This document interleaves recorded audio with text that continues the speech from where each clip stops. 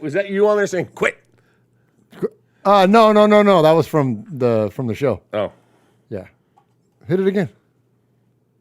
Just press the damn button, nerd. Quit. Quit.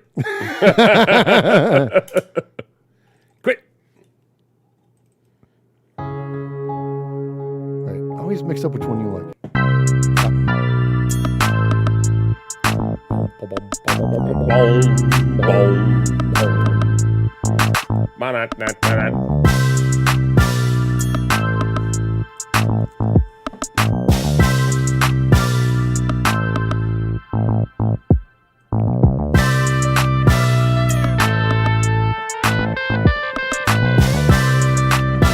All the buttons pushed, Mosh. Just press the damn button, nerd. Wait, pressed. Pressed or depressed? They are. The only one around here depressed is Swag Jeff because he's sitting at home watching this right now. I know. Sending us pictures. He's making little finger sandwiches, cutting the crust off my bread.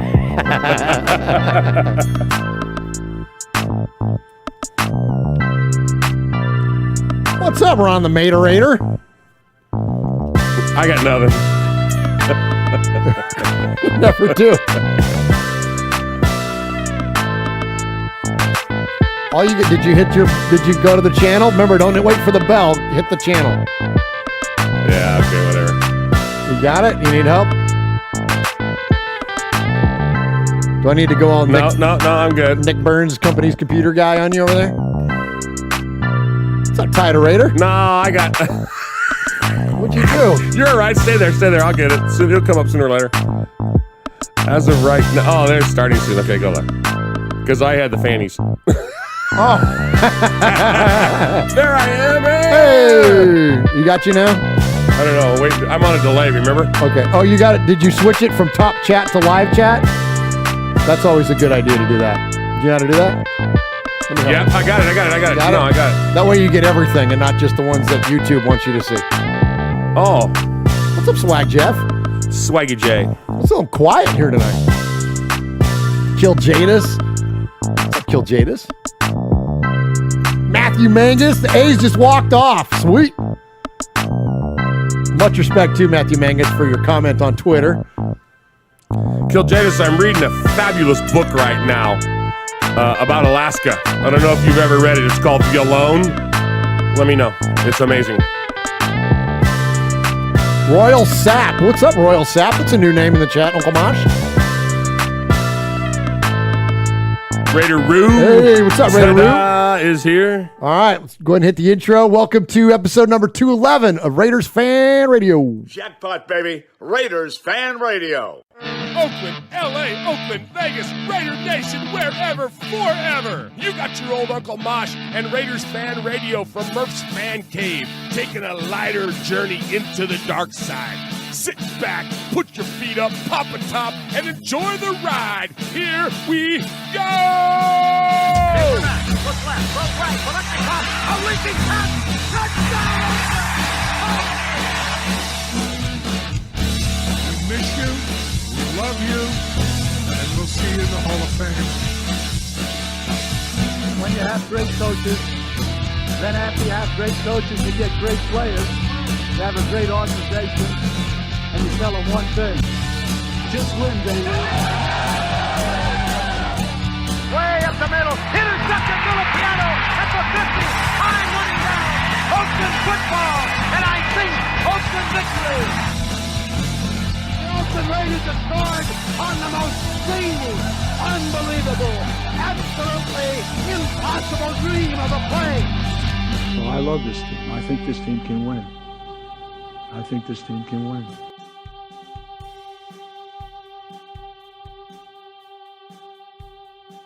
You are listening live to Raiders Fan Radio, hosted by Murph, Uncle Mosh, and Swag Jeff.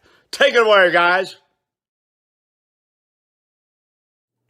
Thank you, Brent Musburger, and welcome to episode number 211 of Raiders Fan Radio, coming to you live from Murph's Fan Cave. I am your host, Murph, and sitting to my right, the man that always adorns the Western Annex of the Murph's Fan Cave desk, the only gentleman that is joining me live here tonight at Murph's Fan Cave, the one and only, the legendary Uncle Mosh. Yeah. What's up, Uncle Mosh? Thank you.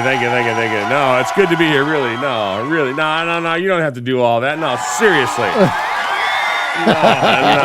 You forgot to mention the guy that controls the cheer button. Yeah, absolutely. Absolutely. But appreciate you, Uncle Mosh, joining us here live tonight for this episode of 211 of Raiders Fan Radio. So I got a trivia question for you. Okay. Since normally you would go, hey, the guy that adorns the Western Annex of the Raiders fan, or whatever it is the hell you say. Yeah. And then you would add to the Southern Annex of that. Yeah. For Swaggy J. But Swaggy J's not here tonight, and you and I were talking.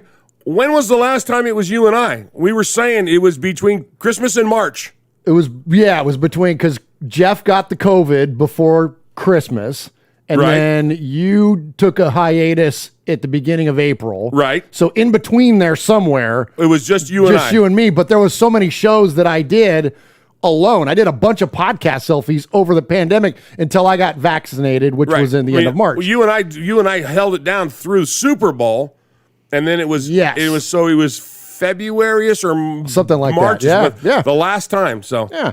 Anyways, so that's for you RFR historians out there. Yeah. The rest of you don't care. You're like, okay. All right, when are we going to talk about the Raiders? All right, so appreciate everybody joining us here tonight in the Fan Cave. Appreciate everybody in the chat. The chat room is lit up tonight. Appreciate Swag Jeff. If you're wondering where Swaggy is, he's at home with the family, but he is able to join us in the chat.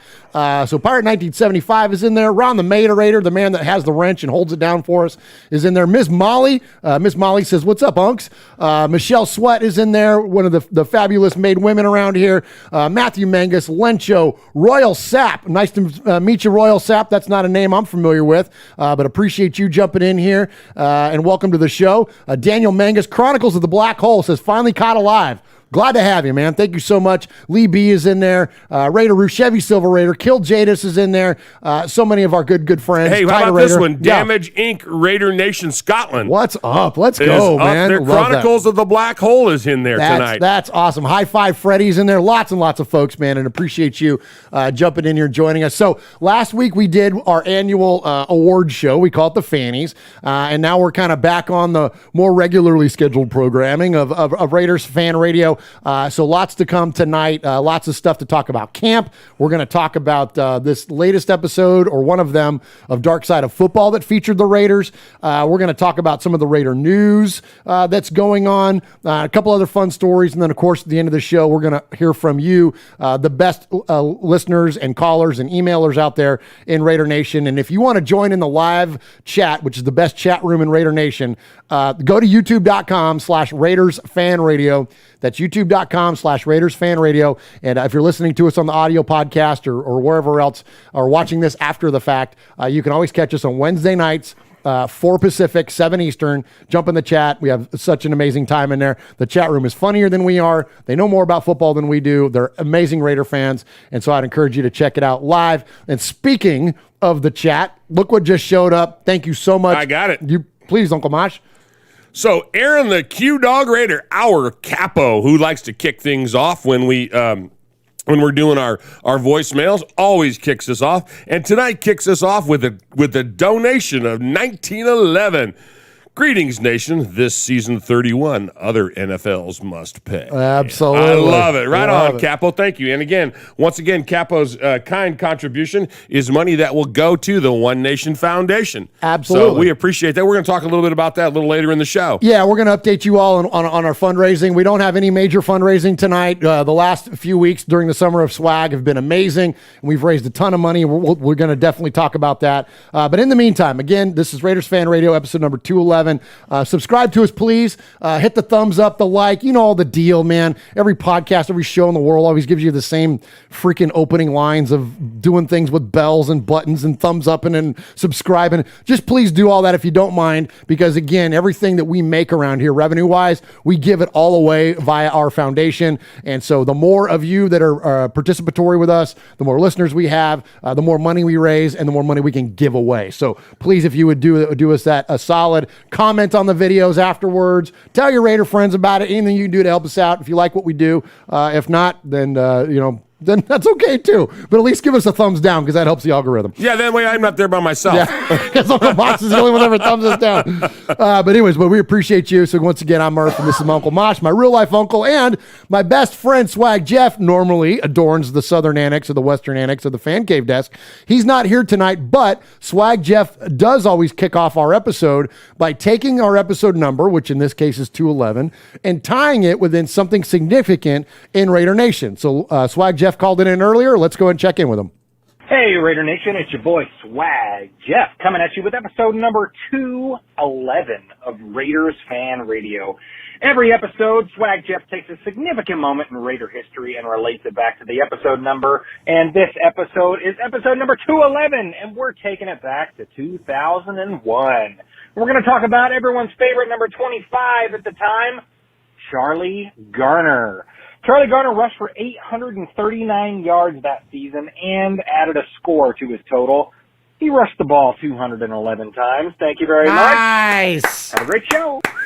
Good job, Swag Jeff. You don't give no applause to Swag Jeff? I whistled for him. Oh, there you go. Give Swag Jeff some applause. That was a good one. Oh, my God. If you want me to hand you the board, I can hand you the board. That's what you need, is one more button over there to push. Just press the damn button. All right, how about the contact info? Let's kick off the show. All right, boys and girls, pay attention. You got your old Uncle Mosh here with an update. That's right. I got some stuff for you. Take out a piece of paper, a pencil, a pen. Heck, use your pocket knife and carve the info into your dashboard as you're driving down the highway. First off, you need to like us on our fan page on Facebook. That's right. Yeah, Go to I forgot about Facebook at Raiders Fan Radio Podcast. Don't forget about the Twitter. You know your old Uncle Mosh, he twits now.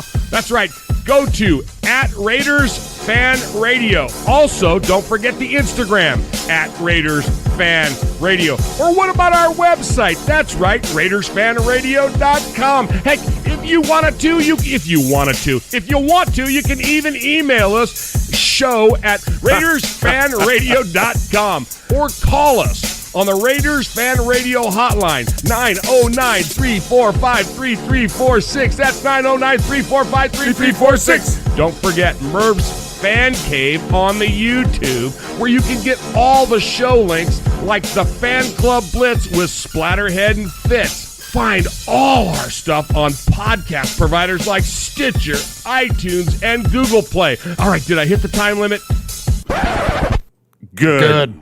All right, appreciate you joining us here for episode number 211. As I mentioned, lots and lots of folks in the chat. Our buddy Jeff Murphy, QB Jeff, just showed up in there. Woo-hoo! Rhonda Mater Raider, Pirate 1975, Matthew Mangus, Raider Roo, Damage Inc., Raider Nation Scotland, Sugar Shane. What's up, Sugar Shane? Peter Nunez is in there. I appreciate you all so very, very much. And in there, so Ron said, hey, since this is a Murph and Mosh episode, can we get the Pink Floyd segment? Which the Pink Floyd segment he's referring to is when we do our 4-minute drill, and there's that Pink Floyd timer going on in the background.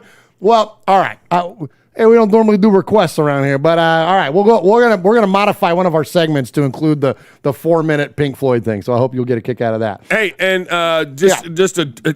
you know how like on some shows they have, hey, this is what you missed last week. Yeah. Well, this is what Swaggy missed. For Pirate 1975 pointed it out. For episode 211, he missed. That's what Andy Reid weighed in the 3rd grade. Nicely done. That late in life? Yeah. Well, I guess I should play this then. Fact of the week. You look like melted ice cream. Oh, I can actually hear you getting fatter. Says he's fat. Who's fat? Too fat. Big fat fatty.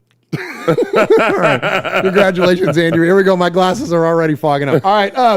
That never gets old. That's crazy, man. So Kevin the Raider Nerd is in the chat. Thank you, Kevin the Raider Nerd. He's the one that sent me these anti-fog lens wipes because Kevin, the original Raider Mandalorian, he's like, that's what I use inside my helmet and it won't fog up. So oh boy. The next break here, I'm gonna look. Don't make fun of Star Wars, Mosh. I wasn't. You kind of were. There's some slander going on from the Western Annex over there. All right, let's jump in. Daniel Mangus, my birthday is Friday, and I'm going to Alameda to get some sandwiches. Let's go. Nice job. It looked like QB Jeff was in. He could probably take your order if he needed to. Yeah. Get the Reuben, right, Mosh?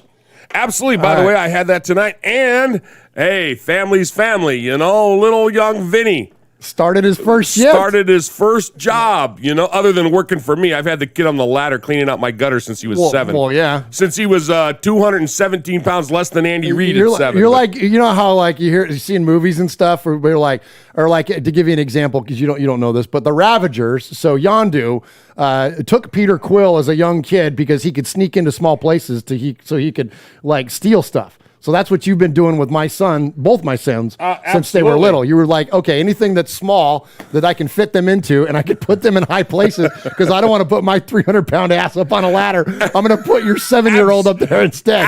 And now that your oldest is in the Navy, I got somebody to drive me to the casino. Yeah. There you go. Well, anyways, appreciate you, Daniel Mangus, so much. And all right, so a little programming note here. So we've had on the network, on the Raiders Fan Radio Network, we were able to change it, and I don't think we're going to be in trouble. It's Raiders Fan Radio on anywhere you can find a podcast service. We started a new show. It's called Flashback. It's with our good buddy Rich Schmelter. Rich is the author of the Raiders Encyclopedia, and basically he's kind of marching through the history of the Raiders. These are awesome podcasts. They're like, the first one was like 10 minutes long. The last one was like 7. Like he takes like one thing. Like this time around, it was about the Oakland Seniors and about how the Raiders, before they were the Raiders, were the Oakland Seniors and why were they the Oakland Seniors and then why did they become the Raiders? Rich does this amazing little breakdowns of these little like tidbits of information in Raider history. So check it out. Support what he's doing. Rich is an accredited author and a heck of a Raider fan. The guy is legit, man. And I think it's a good show. I know we're a little biased because it's here on our network, but definitely support that show when you see it on your podcast feed. All right. So also here at the top of the show, we do like to do respect. We don't do props. We don't do shout outs. There's nothing wrong with those things, but we're Italian, so we like to give out some respect. So I think Uncle Mosh would join me in this, and I know Swag Jeff as well.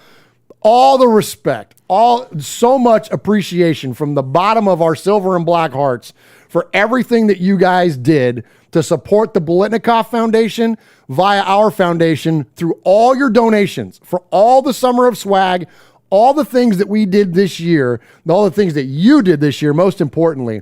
We were able to double the donation that we made 2 years ago. 2 years ago, we donated $2,000 to the Bolitnikoff Foundation. This year, I am incredibly proud of you all and thankful to you all to tell you that we have doubled that donation. And I spoke with Angela earlier this week and sent them a check for $4,000 on behalf of the Raiders Fan Radio listening audience. Thank you, guys. All the respect, man. It is absolutely phenomenal what our listeners have done this year, Mosh, yes? We love it, man. We love it. We love it. It's been crazy.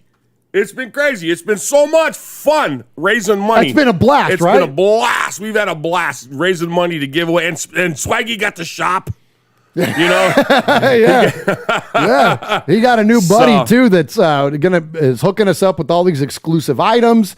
We're gonna have lots of that coming your way. Probably interviews with the people as they're signing them. Yeah, lots of, and I don't want to float out any names because I don't want to put anything out there that doesn't. I know I've been doing this long enough now that until it's in hand or until we're sitting in front of that person or until they're on the phone, I know better than to put it out there. But I will tell you this: there are some super high profile Raider names that have been included in these conversations. And so we're definitely looking forward to seeing where that's going to go. And that was all because of the Summer Swag and Swag Jeff's efforts there. And and it wasn't just the $4,000 that we raised for the Bolitnikoff Foundation. We raised other monies throughout the year. Yeah, we've raised almost $9,000 this year. $9,000 total that we gave away. 100%. And 2 years ago, $2,000 was all we raised all year. Yeah. So we've almost like 5 times it. Five times. You're not the math teacher. Yeah, that's crazy, man. It's crazy that we've raised that much money. Yeah, we're going to eclipse $10,000 by the time this thing is all said and done. That's awesome. And so let me just tell you. So it's super chat donations. You can donate directly to the foundation by going to onenationfoundation.net. That's the foundation we started with Cody because we saw that we were going to start raising a bunch of money. We wanted to put it in its own nonprofit organization. And so that's what that is. So you can donate directly there. But also, anytime you use our links, which are in the YouTube thing, anytime you use our links and go to Fanatics and buy something at Fanatics, or you go to TeePublic and buy something at TeePublic, any of that kind of stuff, all the money, any of the kickbacks that we get, none of that stuff costs you extra. Any of those kickbacks goes into the fund for the foundation. And again, as Mosh said, almost $9,000. And so we're incredibly proud and thankful to you all because we're just the vessel. We just show up once a week, turn microphones on, and it's everybody in the chat room and all the listeners to Raiders Fan Radio. You're the ones that make it happen. So thank you very, very much. And because it's just you and I here tonight. Yeah. Okay. Nice. Hey, what's up? It's Brockman from The Rich Eisen Show. And it's Del Tufo from The Rich Eisen Show. You're listening to Murph and Mosh on Raiders Fan Radio. Yes!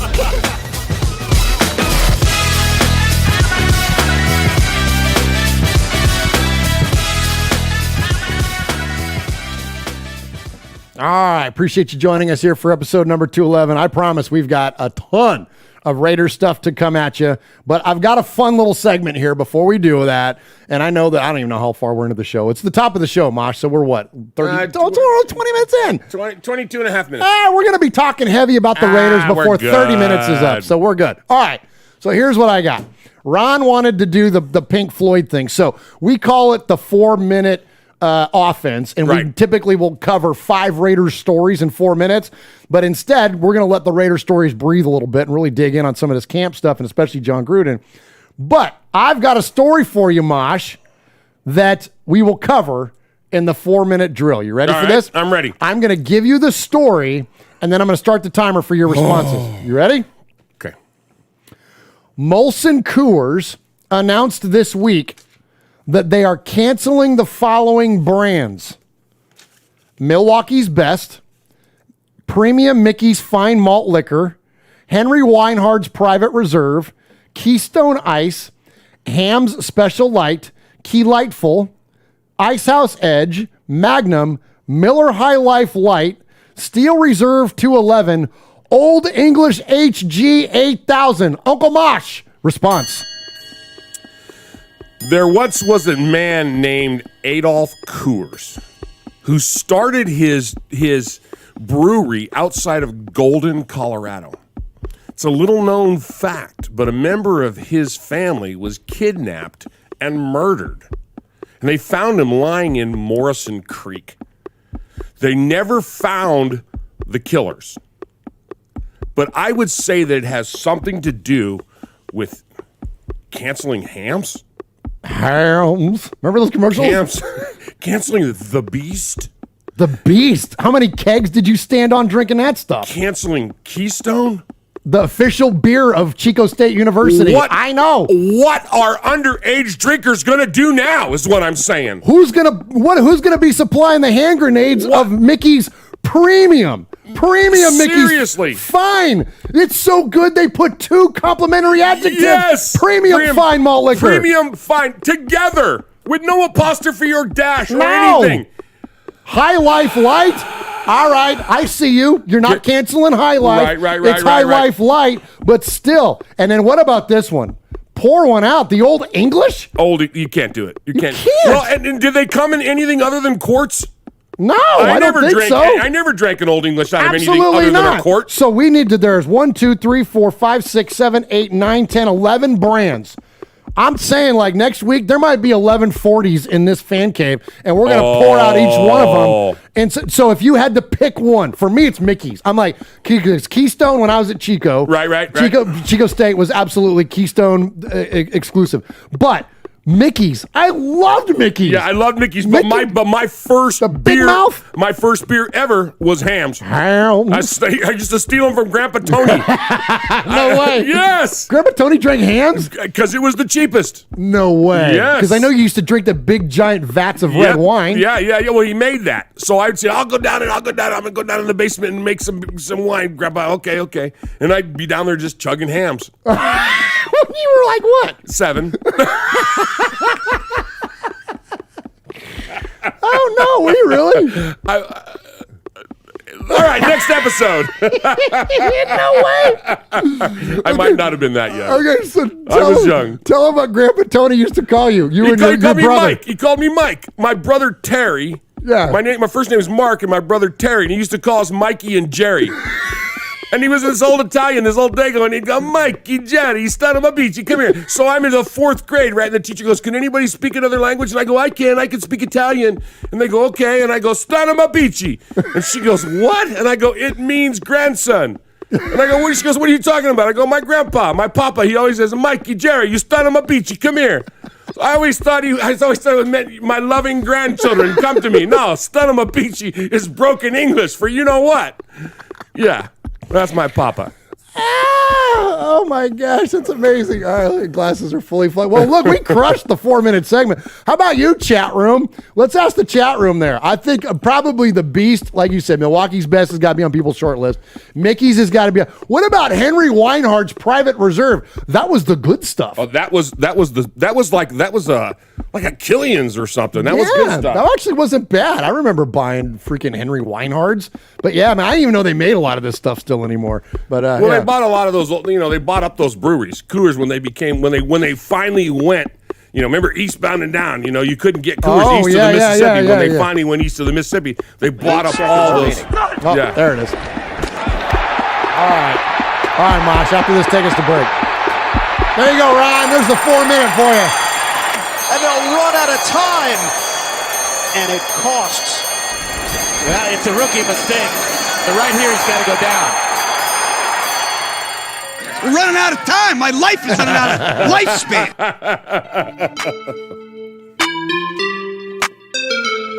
I'll do one more. Okay. Hi, this is AJ Cole from the Las Vegas Raiders, and you're listening to Murph, Mosh, and Swag Jeff on Raiders Fan Radio. Just win, baby.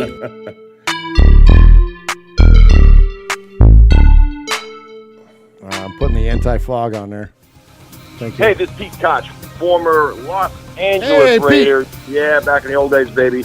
And you're listening to Murph and Uncle Mosh, who happens to have the same hair as me. Check it out, Raiders Fan Radio.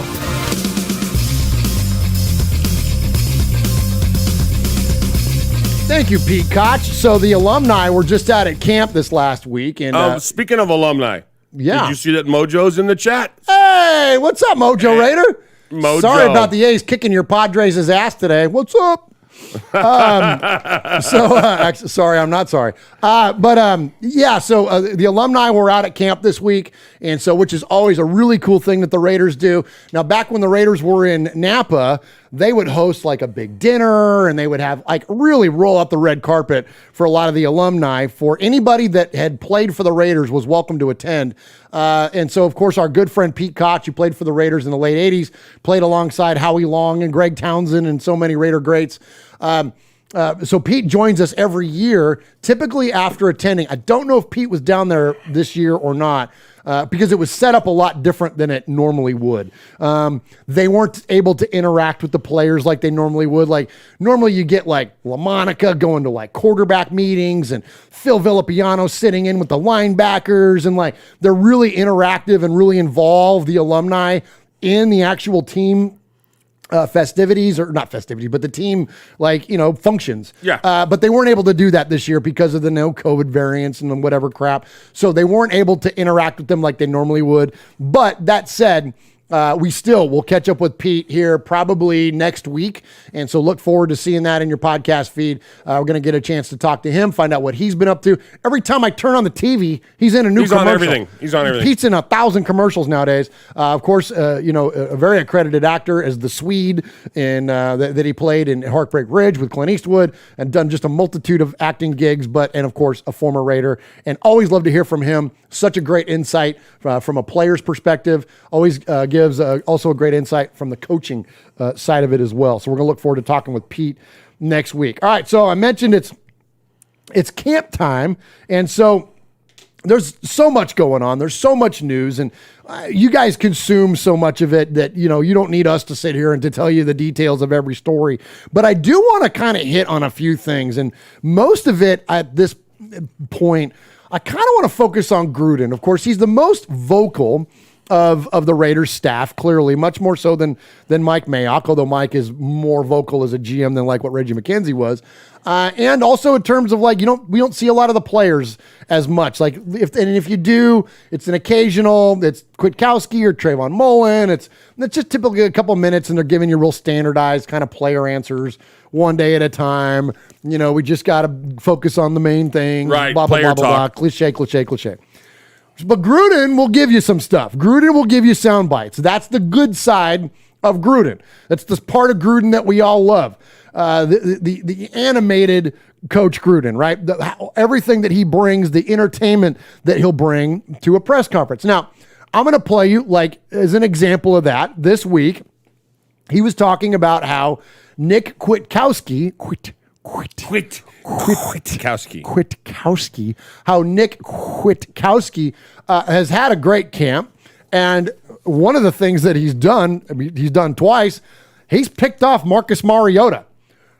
God forbid we have a linebacker intercept passes. I know, right? It's been a long time since Kirk Morrison was roaming the freaking roaming back there behind the line of scrimmage. And so, thankfully, and I know he had a great pick last year and all that. I'm not forgetting that. But I'm saying that since we had somebody down in, down out that was a coverage linebacker that could actually take the ball away while it was in the air, it's been a long time for us. So Kwiatkowski is showing Kwiatkowski. He's showing to be that he could be that guy, and he's nabbed Mariota a couple times. So here's what Gruden had to say about that. This is pretty funny. Nick Kwiatkowski become a ball hawk. 2 interceptions. Well, Marcus, the only 2 interceptions we've thrown here, I think Marcus and Nick are roommates. I don't know what the deal is on that. Mariota's off to a great start yesterday, and looks like, the galloping ghost out there. And then today he throws 4 incredible passes. And I think he and Nick are probably having a beer down at the Caesar's Palace right now. I don't know what the hell that's all about. Nick is he's an instinctive player. When you're in zone coverage, you're reading the quarterback, and he telegraphed both of those throws, and it's really kept him away from having one hell of a camp. And he is having a good camp, but he could be having an outstanding camp had it not been for a couple of interceptions. All right, so good stuff for so that sounds like what the Gruden we are accustomed to. Yeah. Love to hear the great reports from camp. No coaches are going to come out and go, yeah, we really sucked. Maybe occasionally they might, but for an overall, they typically will build up the team. But the demeanor is very Gruden-esque. Now, that said, I'm going to shift gears on you a little bit here, Mosh. And I want you to listen to a couple minutes worth of this press conference. Now, they're going to go through a series of topics. You're going to hear them ask about COVID and all kinds of stuff. But it's just a couple minutes. But I think this is interesting. And I'm not going to set it up because I want your response to it on what you gather from Gruden on this. What stands out to you, Mosh? More comfortable expressing themselves and kind of taking control of the season. I hope so. I mean, they're the oldest guys on our team now, the third-year veterans, and Max Crosby and Farrell and Abram. We had great press conferences when they got here. Now's their time. We need them all to step up and not only play good but be leaders on this team. And I'm encouraged by what they're saying. I'll be more encouraged when I see what they do. Mike Mack yesterday, COVID-19, is it kind of a reminder that we're still not out of the woods here yet and sought to be diligent? Well, I think it's just, it's alarming to me because we have the vaccine, and you get the COVID. So, you got a lot of people out there with expert analysis. The reality is you're never safe from this thing, so be careful and God bless Mike. When I talk to him, he seems to be doing pretty good. We sure miss him around here. His enthusiasm and his vibe is contagious in the building. Does that make it for you more frustrating because of all you guys have tried to do, where every day you might get a call and just it's like frustrating, or is it? No, he's just down the hall. It's almost like we're zooming. We're like I said the other day. We're the But anybody might get a call now. yeah. Is it frustrating? Well, it's not ideal, but what are you going to do? You have to adapt, and that's what we're becoming pretty good at. John, your offensive line retooled and Josh's work ethic off-season coming in, which you've seen over the first week, is he poised to have maybe a top 5 in the league year, his best in 3 so far, in Josh Jacobs? I think so. If he stays healthy, he got hurt on a second play of the game in Atlanta last year, missed the Jets game, missed 4 games his rookie year, really. But if he can stay healthy and we continue to improve, we think so. We think we've got the makings of a good line, but we have that to prove also. But Jacobs is the strength of this team, and we'll certainly keep relying on him. All right, Mosh, what do you think? So I got a couple things. Okay. First of all, I hate reporters. I know. I do. I hate it. They're dopey. So why do you want? Why did that guy press him to say frustrating? So you're frustrated that you're frustrated that you can't that Mike's down the hall and blah blah blah. Yeah. So is that frustrating for you? Are you frustrated? What? Finally, he goes, look, it's not ideal, but did your whole byline? Was it all based around the word frustrating? Shut up. Yeah. Shut up. Asked and answered. Your Honor, please instruct the. Yeah. Shut up. Yeah. But what my biggest take out of it, what I loved, Big Bass Raiders here. Sorry, buddy, we don't have anything to give away. My best take on that was he says, yeah, the old guys. He goes, the old guys now. It's their time now, and he said it's their time. They're the old guys. He called them. They're third-year guys. Yeah, they're 26 years old. They're 26 years old. I'd only been married twice by then. Well, 3 times. But that's not the point. Yeah. They're kids. They're kids, yeah. But they're old, but they're the old guys. I love that. That's what I've been saying all along. That's part of the big 10-year plan. Yeah. When you got your old guys that you're relying on, and they're only third-year guys, that's awesome. Absolutely. That's awesome. Absolutely. So I love the words. And because he's very, very Gruden, very direct, very early camp, kind of, like direct and accountability and those things. But do you hear a different coach there? I hear a different coach. That tone, he's very like understated compared to what he would normally be. He's not as rah-rah. Well, we don't know the room either, though. We don't know the room. That first one where he was like, he was Mariota, and they're. But this is the same press conference. It's the exact same press Yes, conference. that was later. This is the very beginning. So maybe I don't know. I hate to be an apologist, but I don't know. Maybe he just walked in. Maybe he was hot. Who knows? Well, I'm not trying to read something negative on it, but what I am trying to read is something different. And I don't think that's a bad thing per se, because look, if we're, because we're going to talk about it here in a minute, when you're a 500 ball coach and your expectation is just win, baby, like, maybe a different approach is necessary. And I just feel a different vibe from him. I don't know. Maybe I was, again. I think you're reading too much into it. Okay, and that's fair. And maybe so. But what do you think, chat room? Like, I feel a different vibe coming from him. Well, it seemed a little less fun at that point. Like that, like I said, that very second clip you played, the guy was what? So are you frustrated? Are you frustrated? Yeah. Come on. Okay. Just, okay. Maybe. I don't know. If you got to answer questions from somebody that's a pain in the butt. Well, that's true, and too. Somebody are you trying to trip me up? Gruden's not a stupid man. He's not. The guy remembers everything. And you're right, too, about the reporters. They can get a little dopey, man. Like, it really is. I mean, because I wrote that down on my notes. I wrote frustrated down 3 times, and I'm like, I'll tell you what I'm frustrated with. I'm frustrated with you. Yeah. You're stupid. Shut up. I gave you my answer. Okay, fair enough. All right, let's go one more. And, okay, so one of us here in the fan cave has been proclaiming that this is the most important season in the entirety of the modern-day Raiders. I'm pounding the deck. Knock on wood if you're with me, chat room. How important is this freaking season? Chat room, do not. Let's hear it, man. I'm telling you. Comment positively on this. And idiot. I got more to back that up to in a second. But until we get to that, oh my God, let's go to these. You just hate it when I call you out on something and I'm right. I love it when you call me out. It's taken you weeks to do your research on this. Oh, weeks. I've been dying for a soundbite, but it's okay. All right. So here's what I got for you, though. So these fine reporters, okay, as we have established, start asking Coach about if this is an all or nothing season. Jacob said it last week. Actually, a few players have said that one of your messages is all or nothing. Can you define that to us in terms of, in your mind, what that message is this year? Same message as last year and every year. Thank you. You gotta Thank go all you. out. I'm not going to get too deep and philosophical after first day of pads, but we all got to be on the same page. We've got a great group of guys. The energy level is extreme, and we've got good veteran leadership on this team. I like the culture here better than any of the teams I've had in a long time or been a part of. All right. So there you go. So there's your... No, there you go. That's what I'm saying. That supports your... Absolutely, point. 100%. All right. Schmucky knows football. All right. Now, that said, okay, now here's my follow-up to that. And I think this is fair.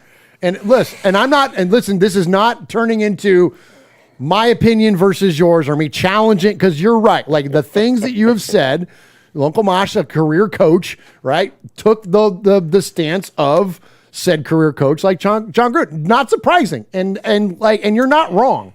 But I think that it's fair for us to present, or for me in this case, to present the case that this is freaking important. And wait till you hear the soundbite I'm going to play after this. But leading into this, I'm going to tell you guys something, okay? And we've covered this a little bit before, but I'm going to cover it again. Okay, what? You got... Oh, okay, hold on. All right. I'm going to cover it a little bit again because it's kind of a big deal. Uncle Mosh trying to bite his microphone. This is Uncle Mosh teeth ASMR right here. All right. So here's what I got. God, you're killing me. No, this is, look. Can I go? Just press the damn button, nerd. All right. John Gruden is a football coach. 7 years in Oakland and Las Vegas, 7 years in Tampa. He is 57 and 55 win-loss record at both stops at this point leading into the 2021 season. 57 and 55.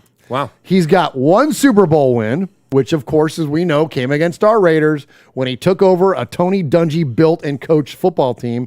And if it weren't for stupid-ass Bill Callahan not changing against the team that he coached and built. He literally built the freaking Raiders and invented their offense, and Bill Callahan didn't change it up. And guess what happened? All right, we all know the story. But aside from that, John Gruden is 500 as a coach. If the Raiders, God forbid, turn in a losing season this year, he is a losing football coach with two blips on the radar. You got a blip with the freaking Buccaneers. That was your Super Bowl win.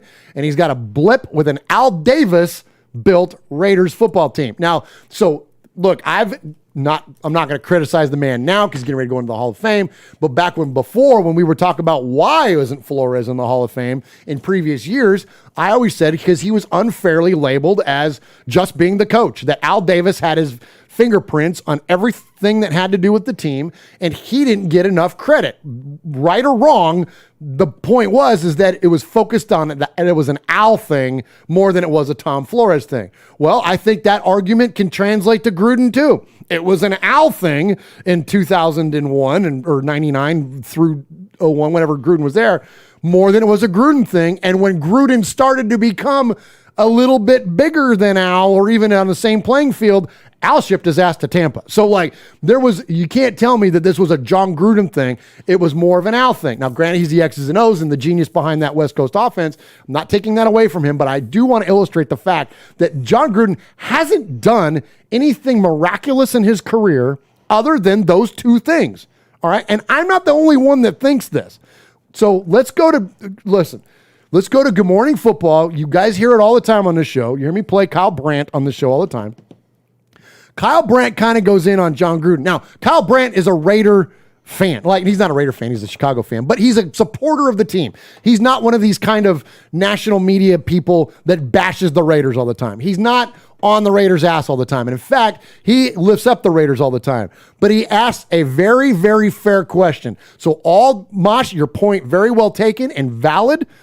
I hope that my point is at least, again, this isn't trying to find who's right, who's wrong. I think both can exist simultaneously. But I want to have everybody listen to what the point Kyle Brandt is trying to make on John Gruden.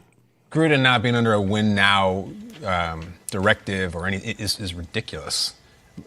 Literally, the slogan of the team is just win, baby. John Gruden demands accountability from all of his players and all of the staff, but he doesn't have any himself. So he can just ride out this whole 10-year thing that he's contracted to. He never has to win. He wins 6 games this year, 6 games, and he's just going to keep on going. Because the fear here is I'm frustrated about this because I want the Raiders to be good. I want them to matter. I like the Las Vegas thing. I like the stadium. I like the vibe. I like the franchise. John Gruden won a Super Bowl a lot of years ago. He won a Super Bowl. If you ask me, he won it with Tony Dungy's team, but he won a Super Bowl and has not won a playoff game since. This video we're seeing him hugging Derek Brooks 20-some years ago is the last playoff game of John Gruden. So now he shows up and we're back, baby, the history. Right. I don't know. Like, this thing's starting to feel a little bit like, if the Bears had just decided, let's hire Mike Ditka and bring back the glory days. If the Giants decide to hire Bill Parcells. Washington did this with Joe Gibbs, and he didn't bring back a bunch of Super Bowls either. So when it's bad enough to struggle, fine, you struggle, everyone does.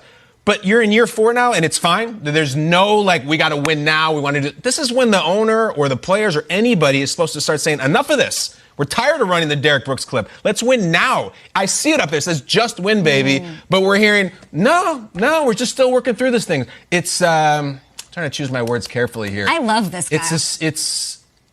It's wrong, and honestly, I think it's embarrassing. That's if you're about winning, you better get winning now. And you know what? If you got to eat $60 million when you shouldn't have signed the stupid contract to begin with, I would come out and I would say anything other than the playoffs this year is unacceptable. That's a fact. Yeah. We are the Raiders. I don't care what city we're in.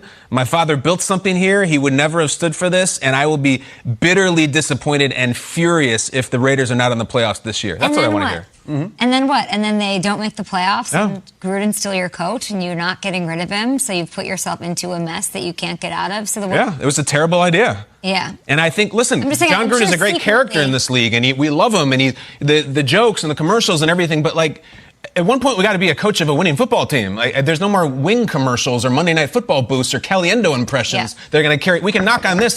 Can we knock on the door of the playoffs once? Let's go. Okay, so that's fair, though, right? We at least agree that's fair. So you had your shot. Let me give you mine. Please. Okay. You can't talk about Gruden's tenure when it's less than 50%. He's barely a third of the way in his tenure of his 10-year rebuilding plan. And that's the problem, is as an American society, we want instant gratification. That's not how the game is played.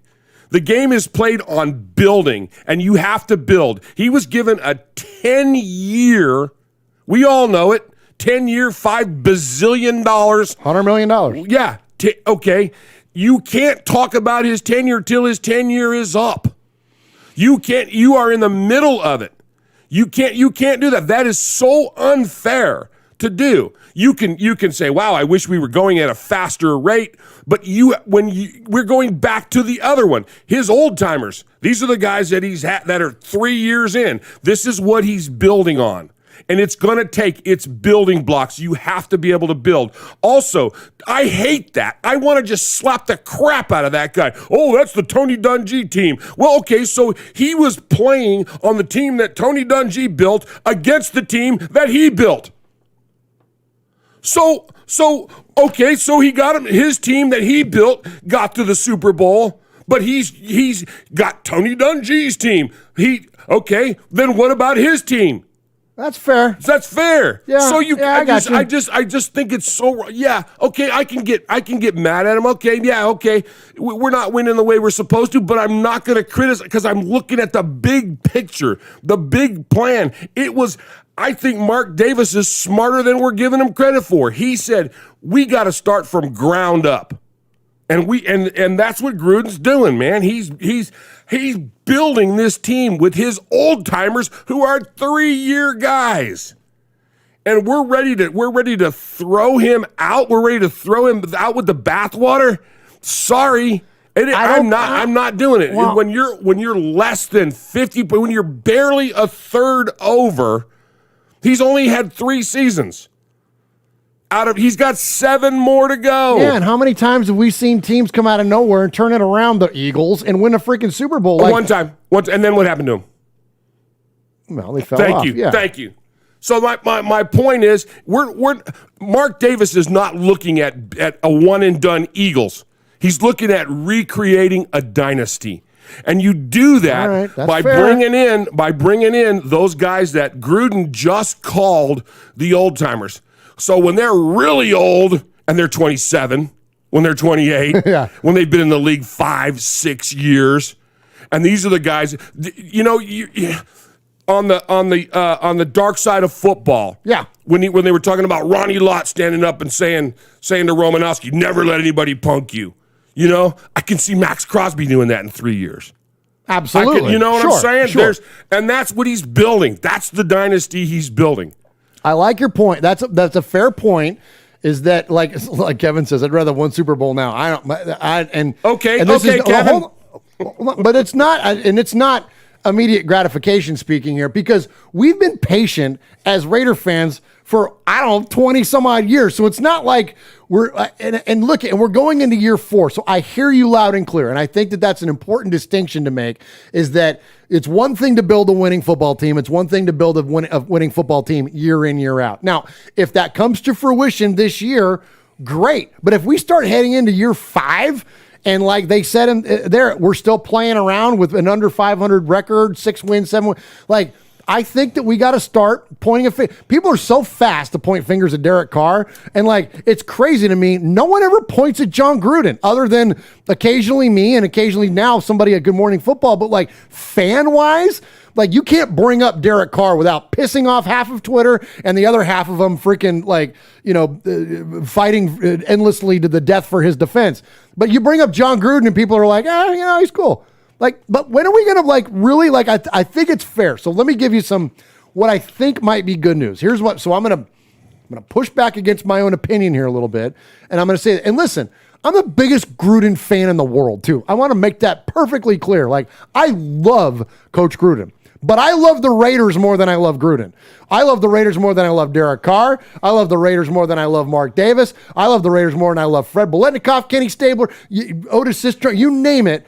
I love the Raiders as a whole. And the collective of the Raiders, that's what I root for to be successful. And it hurts our damn feelings when the Raiders are not successful. I could give a crap who it is. It doesn't really matter to me. I love it when it's the big personalities. I love it when there's people that embody the Raider mystique and all that stuff is great. But Chuck McCann, our buddy Splatterhead, said, I don't care if Derek Carr is a choir boy or he's a freaking Hell's Angel. Just win football games. And I think ultimately that's where we get to, is that this stuff gets louder and louder and louder the less the Raiders win. Ultimately, the Raiders got to win. But let me give you some good news to part on this before we get into the next segment. John Gruden in Oakland the first time, his offense went from ranked in points, okay? Points 22nd when he took over control of the team. Then in year 2 went to 8, 3, and 4, okay? And if it weren't for us getting jobbed in some playoff games, then the Raiders were likely a Super Bowl candidate while Gruden was still in the silver and black. In yards, they were 18th, then went 5, 6, and 7 in years 2, 3, and 4. On defense, the Raiders, when he inherited them, they were 20th in points and then went 16, 9, and 19. Okay, so pretty much middle of the pack. All right, and again in 2001, if it wasn't for the stupid Tuck rule, we'd have been in the Super Bowl. All right, now let's go to, we're going to skip Tampa because, again, it wasn't a Gruden thing. That was a Dungy thing. They had the number 1 defense already going in, and he inherited it, and they maintained that number 1 defensive status. Offense was what it was, but it was all because that whole team was all defense. All right, so let's go to the offensive side of the ball for John Gruden's first 3 years, 2 in Oakland and now 1 in Las Vegas. In points, the Raiders were 28th when he got them. Then they went to 24th, and then they were 10 last year. Yep. So we're on the upward ascent. In yards, 23, 11, and then 8 last year. So that's our top 10 offense that we talked about we had last year. Here's where there's a little bit of a concern, but we still are roughly seeing the same trajectory. Points on defense. John Gruden, when he inherited the Raiders, 32nd. The worst team in football in terms of points allowed in 2018 when he took the helm. Then they went to 24th in 2019 and then regressed to 30th last year. But I don't pin that on Gruden as much as we all pin that on Gunther. Okay, so I think that's fair. I think we're still going to see the same trajectory because when we look at yards, they were 26 when he inherited them, then went to 19, and then down to 25. So we didn't regress as far as maybe we thought we did. We know the defense was atrocious last year, 25th in yards overall and 30th in points, so at the bottom of the league with a top 10 offense. Here's my argument, and here's my point. I think this is where we can land and effectively all hold hands and sing Kumbaya. If the Raiders continue the path of a top 10 offense this year, and there's zero evidence that we won't, because we have all the important pieces back in play, I don't want to hear about the offensive line. The offensive line is going to be fine. I'm talking about the skill positions, the explosive players, the guys that make it happen. It's still Darren Waller. It's still Derek Carr. It's still Josh Jacobs. Ruggs is going to break out. Like we are going to be fine in terms of offense. Defensively, if we can get to the middle of the pack, if we can get back to that team in 1999 or that team in 2000 or that team even in 2001 when the Raiders were headed to the Super Bowl, if it wasn't for the stupid tuck rule, the Raiders had the 18th ranked defense in yards and the 19th ranked defense in points.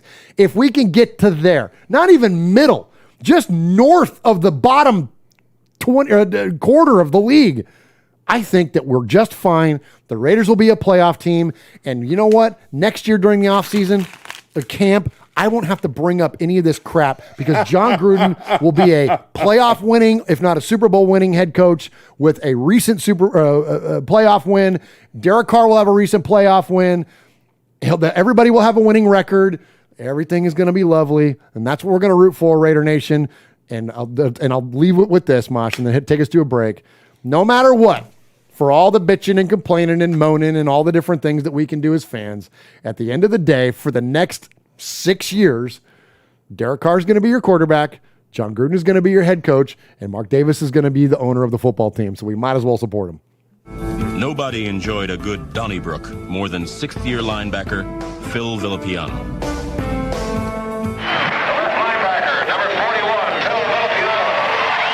This is Phil Villapiano, and you're listening to Raiders Fan Radio. All right, Uncle Mosh, who do we got in the chat room tonight? Man, oh man, Tyrone, Pirate 1975, who, by the way, threw in $24.99. We appreciate that. Ron, the Mater Raider, Aaron Q-Dog, A-Guy, Hey, you got a guy? That's 907. Pirate, and I just said that one. Chronicles of the Black Hole. Big Bass Raider, Matthew Mangus. Mojo. Let's see. Meow. Kevin. Razzle. Kevin the Raider nerd, we call him. Yeah. Justice is in there. Man. Alex Fitzgerald Jr. Appreciate both you guys. Murph, he says. What's up, Alex? Alex, how are you? Alex, appreciate you, buddy.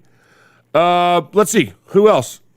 That's good. I guess that's. I'm having. You know, I gotta work the thing to scroll up. It's not so good for me. You don't do the scrolls. Well, Mosh is not a scroller.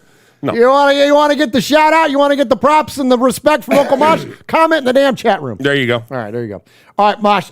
We talked about the dark side of football not that long ago because they did an entire episode, of course, on the Raiders. Well, here they go back again. This show that's on the Vice Network, Dark Side of Football. I found out about it because Mosh told me about the wrestling show called Dark Side of the Ring, which is phenomenal.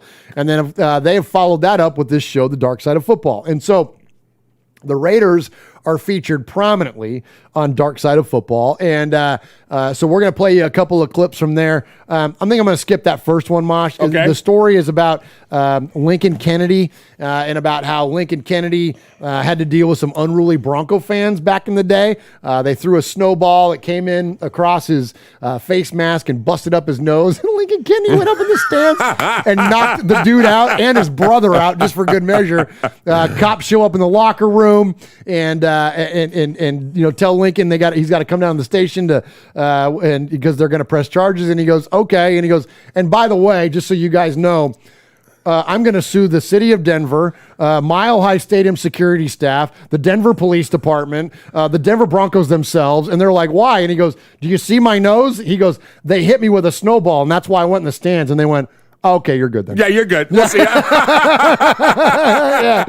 So that is a pretty... Can I have this autograph right here? Yeah. So, and Lincoln is just a mountain of a man. We got to meet him at the Bolitnikoff dinner a couple of years ago. Oh my gosh. He actually introduced us to the stage, but just a massive individual. Sweetest guy in the world, but don't hit him with a snowball. No. I don't care how many brothers you got with you, because he's knocking everybody He's out. knocking them all out. That's exactly right. All right, but we'll get to a couple here that are pretty funny. So the infamous Niners-Raiders game. I love it. In the preseason. This is pretty good. So let's go to the reason why we don't have Raider-Niner preseason games anymore is because of this one incident. In October 2011, the Oakland Raiders faced the San Francisco 49ers at Candlestick Park in a Saturday night preseason game hyped as the Battle of the Bay. I went to one of the worst games of all time. Raiders-Niners preseason Saturday night game. There were tickets for $1. It's the most violent, dangerous game I've ever been to in my life. The entire parking lot was filled. That's the equivalent of nickel beer night. Right, you sell tickets for $1? With people looking for fights. And because all the season ticket holders were selling their tickets, there's no, hey, I'm worried you're gonna take away my season tickets if I act a fool. They didn't care what was gonna happen. You had gangs out there, broken bottles all over the entire parking lot. We get into the game. It was totally out of control. There wasn't enough police officers. Next thing you know, fight breaks out. It was fight night at the NFL. It's like, what happened here? Has everyone just gone over the edge? There's fights breaking out. The police can't take care of it. Stadium security can't take care of it. It was surreal. It's like everyone's at each other's throats as fans. They're not even there to watch the game. They're there just to fight with each other. In the bathroom during the fourth quarter, a 26-year-old San Rafael man was beaten and knocked unconscious. Stabbings, fightings, beatings going on in the stands, in the bathrooms, in the parking lot. I was scared for my life. A man was shot in the stomach. He's now in the hospital with life-threatening injuries. The victims of the violence made long, slow recoveries. The NFL's response? They banned Raiders 49ers preseason games. The ban wouldn't be lifted until the Raiders moved to Las Vegas. Sports fandom is a pretty easy way to go us, them, aggression. Once you recognize a division in the world, once you see someone else as an enemy, I mean, it's people expressing passion. And in extreme cases, fan passion can turn deadly. Oh my gosh, it's so funny, man. The way that show is produced is hilarious. Yeah, they really do a good job. I mean, for taking things and just like, oh wow, let's spin this to the worst it could possibly be. Yeah. But it really was, man. Like, it's crazy too the way that the fights were. There were a lot of years, man. And I know, look, people brought their family. I'm not criticizing anybody that brought their young children to Oakland, but there were a lot of years where I was like, there's some stuff that you saw back in the day in the Oakland Coliseum that it was like, I'm not bringing my 5-year-old in here for that. I'm like, I saw it to give you an example, 2011, speaking of 2011, we all went to a game against the Jets, and there was a dude and his two sons in front of us wearing Jets jerseys. And, of course, the Raiders won that game. It was a huge win for the Raiders. And, I mean, it got ugly. I mean, the amount of popcorn and beer and peanuts and everything that was getting thrown on these folks. And his kids are probably, I would say, 13 and maybe 16, something like that. And every expletive you can think of, and I was with my dad. It was right before my dad, or a few years anyways, before he passed. Uncle Bruzzy was there. It was not long before Uncle Bruzzy passed. But my dad looks over and he goes, is this like child abuse? Like, are you stupid to wear Jets gear to a Raider game? Like, what are you doing? Like, and so they ended up taking their jerseys off, putting their jersey on, and then turning their undershirts inside out over their jerseys. So they had like plain white things and boogied out of there in like the third quarter because look, Raiders fan, and I'm not defending this behavior at all. I'm not saying that it's acceptable to do that to opposing teams' fans. But what I am telling you though is that like freaking Coliseum was no joke. And I think this game they were referring to is actually a Candlestick, but still, man, like, it can get a little stupid. Get a little wily out there. You know what I'm saying? So Damage Inc. Raider Nation Scotland says you should see soccer in Glasgow. It's a different level dangerous. My gosh. Wars have been started over soccer. Seriously. Yeah. But yeah, it's crazy, man. I'm really curious now that they're going to rekindle this Raiders-Niners preseason game, and they're going to do it in Vegas. Look, after just going to Allegiant Stadium a few weeks ago, I guarantee you that nothing like this will happen in the proximity of the stadium, neither inside nor probably close outside. But it's going to be curious, man. I'm really interested in how this is going to play out. What Raider fans are going to be like, if it's going to be the corporate, atmosphere, or if it's going to be that nitty gritty freaking down and dirty kind of fan that we're, you know what I mean, like what we're used to. But the last game that we went to was that last year when what was it 2019 that last year that we were against the Lions. And and it was a great vibe. It really was. Of course, we were in the D lot, which is the best tailgate in the world. So, which is amazing. But the tailgate and even where our seats and in the stands, you didn't see the stuff that you didn't see that element that we were seeing in the 70s. That it wasn't there. True. Because I think a lot of it. I think a lot of it's because smoking weed is legal. Right. Yeah. But I'm saying that a little tongue in cheek, but in all reality, because we went to concerts at the Oakland Alameda County Coliseum. We went from the time I grew up in the 60s and 70s, people were always smoking dope, and that was long before it was legal.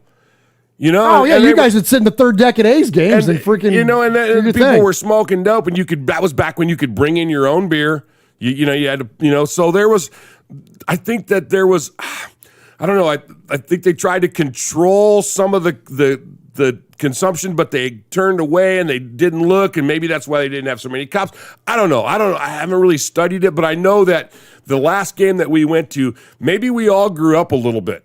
Maybe, that's true too. Maybe you're right though. It was kind of tame comparatively, but it was also a Lions game. It's not like there was a big rivalry. Yeah, but it was sold out. It was fun. There was. I mean, the place was packed, and it was. Right. It was silver and black everywhere. But it was. I think everybody's just kind of maybe they've all just mellowed a little bit. Maybe those. We don't heal as fast as we used to. So we're not as quick to throw. So you're not looking for Dodgers fans to punch? We don't. We're not as quick to throw hands as we were back in 35 years ago. Right. That's true. That's true. Good point, Mosh. But yeah, I'm curious what it's going to be like, man. I hope let me just say this, like that's part of the beauty, I think, of Raider Nation is the fact that we're not polished. Like, I love the fact that we're, it's a little edgy. Like, we're the villains of the league, and the fan base reflects that. And so I hope that we are able to maintain that. I hope that we're able to maintain it in an organic way and not a way that's fabricated, because that was the other thing about, and I'm not crapping on Vegas. I love where the Raiders are at. The new facility is absolutely mind-blowing. It was one of the most amazing fan experiences I ever had was touring it. But what I do hope is that it's not manufactured. Like, I hope that whatever happens, I hope that it's organic, that it's built, and it's not it's not the Vegas show. And I know parts of it are going to be showy in Vegas, and that's okay. I'm not speaking out against that. I just mean in terms of what it is for the fans. Like, I hope that it's that part of it as organic, because that's what was so perfect about Oakland, is that all of that was built by fans. The black hole, the tailgates, you guys sitting up in 3-0 whatever behind home plate, drinking your milk jugs of beer and all that. Like, that was all the fan. And in fact, I've looked for this thing a million times as far as a physical copy of it, and I can't find it. It's really tough to find online too. You can only find it occasionally on YouTube, but then it gets copyright strikes on it and taken down. But it's called Rebels of Oakland, and it's about the Raiders and the A's of the 70s, a little bit of the Warriors in there too, because they were, all three of those teams and what those, not only were they all great, they were all winning championships, but they were, growing their hair long and growing beards and mustaches. And like, it was counterculture, man. It was that, you know what I mean? Like, it was very edgy and very blue collar. And that's what formed all of our, at least in our family. And Mosh was there front row, part of it. Like, that's what formed your fandoms.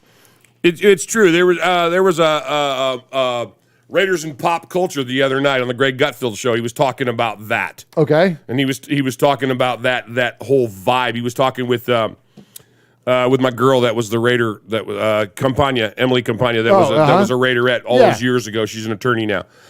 Excuse me.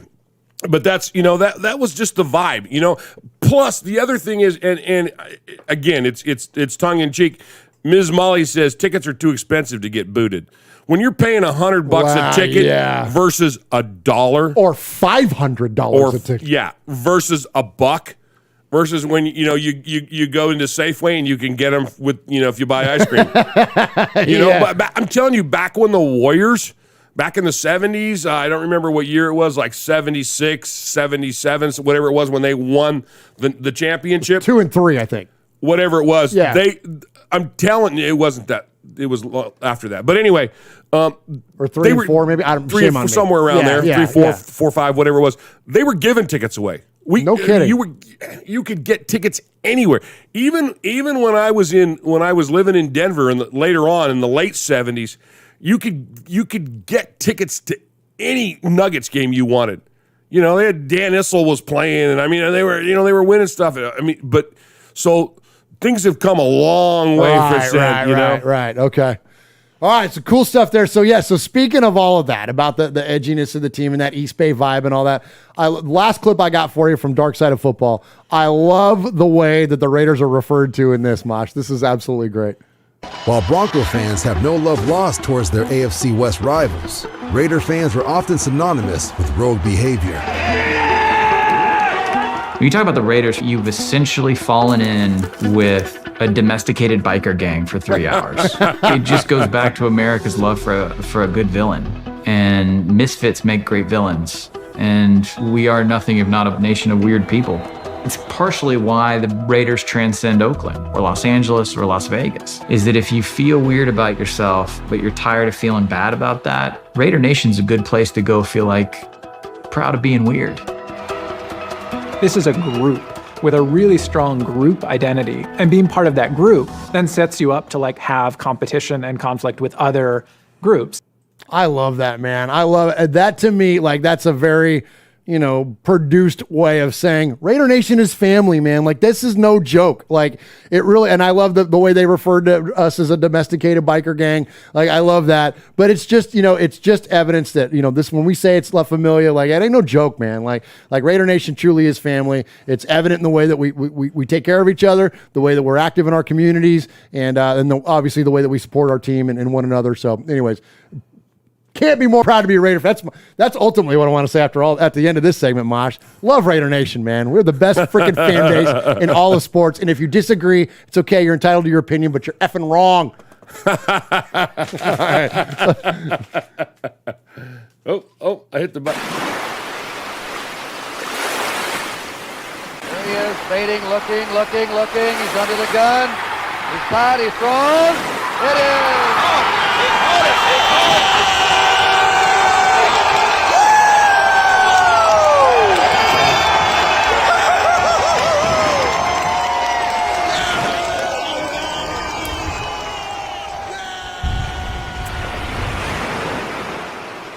All right, we're going to have Uncle Mosh take us into the Sea of Fans mailbag. This is where we get to hear from you, Raider Nation, and you can contact us in one of two ways. You can contact us at show@RaidersFanRadio.com. That is SHOW at RaidersFanRadio.com, and send us an email, or you can send us a voicemail at 909-345-3346. That's 909-345-3346. Weather on the 8s, traffic on the 9s. Send us an email, send us a voicemail, and Uncle Mosh leads us off with the emails. And Uncle Mosh, who do we got tonight? Well, this is kind of a flashback to the Fannies. Okay. And, and those of you that saw it last week will understand. Those of you that don't will catch on by the time I'm done. Dear Mirth, Uncle Moth, and Thwag Jeff, thank you so much for the recent Fanny Award. But the theme of this email addresses the thing that is the TH in my first name. I have long had the whole means to endure the various thorny barbs that have accompanied said pronunciation of that name. So, after thorough research, I thought it only fitting that I provide a therapeutic way for you to thread your way through the throng that resides in the thorax of the fan cave, as I am now giving you the third degree. You may think that I am just bitter and seeking a way to thrash you 1,000 times with an original threnody, means poem or speech, to satisfy my thirst for revenge. But this thrifty little piece should also provide an adequate threshold of vernacular thunder. Unless, of course, the whole thing is being read in a very foulest, means without energy or spirit, fashion. Please, have you ever heard me read? Nevertheless, as a 3-time sizzler over the various platforms I have postured on, I would hearted way by enduring the throes of everything being thrown at you right now, and thoughtfully conceding thither that anyone who has TH in his or her name has not only values survived the theoretical gauntlet that fans within this entire realm of thaumatology, means the study or description of miracles. And so I will conclude this little thermal expulsion that has by now reached up to the atmosphere and give you a chance to now thaw out. Much respect goes out to Thales, Thalia, Thomas, Theresa, Thor, Thackeray, Thayer, and Thelonious. And special shout-outs to Tiffany Amber. Your upcoming Tiffany Amber Thiessen. I love it. Tiffany Amber Thiessen. So hot. Charlize Theron. So hot. Matthew Mangus and Henry Ruggs the Third. And best of luck on your upcoming retirement, Theo Reddick. All kidding aside, No, he didn't. I love you all, and now it's time to go find my therapist. Sincerely, THOM. Please accept my $30 donation to the One Nation Foundation. Yes, let's go.